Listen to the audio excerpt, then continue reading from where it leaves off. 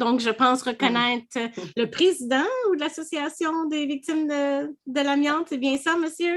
Administrateur. Administrateur. Ouais. Donc, comment allez-vous? Ça va bien.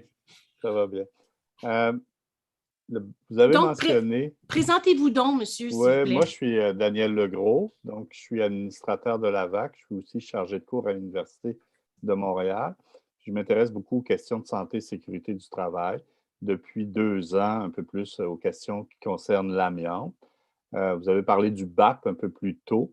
J'aimerais poser une question à M. King concernant lorsque le BAP dépose un rapport, le ministre de l'Environnement doit y répondre.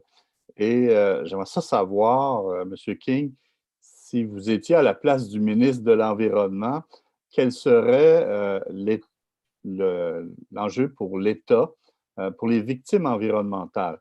Donc, je pense ici, les travailleurs, eux, sont quand même bien proposés, sont quand même bien protégés par la RSST, le Code de sécurité du bâtiment. Mais le travailleur du dimanche qui rénove sa maison, vous en avez parlé un peu, mais est-ce que l'État devrait aussi s'impliquer pour prévenir les mésotéliomes, les amiantoses aussi pour monsieur et madame tout le monde? Très bonne question.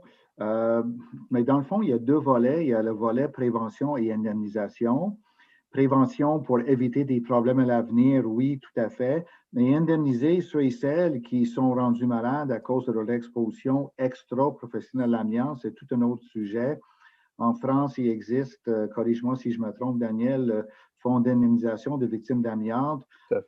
Et c'est une nous, quand on a lu le rapport du BAP, c'est un rapport d'une qualité exceptionnelle.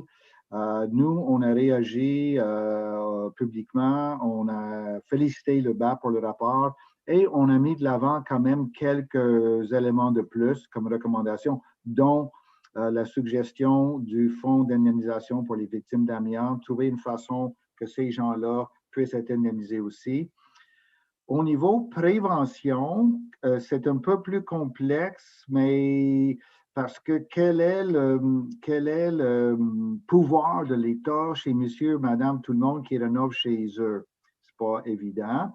Par contre, puis peut-être si vous avez d'autres idées, allez-y, mais par des campagnes importantes d'information pour qu'au moins que les gens sachent si vous vivez dans une vieille maison et si vous pensez faire des rénovations,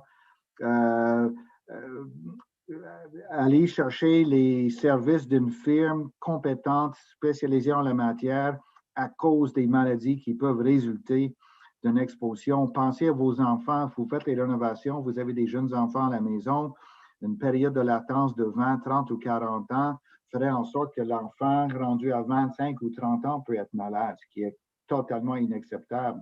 Donc, je pense qu'une bonne campagne de sensibilisation pourrait peut-être être utile au niveau de la prévention pour s'assurer que les gens, parce que je ne crois pas que ce sera une bonne idée d'amener les gens à faire les travaux eux-mêmes, même en suivant des précautions. C'est trop spécialisé, c'est trop compliqué.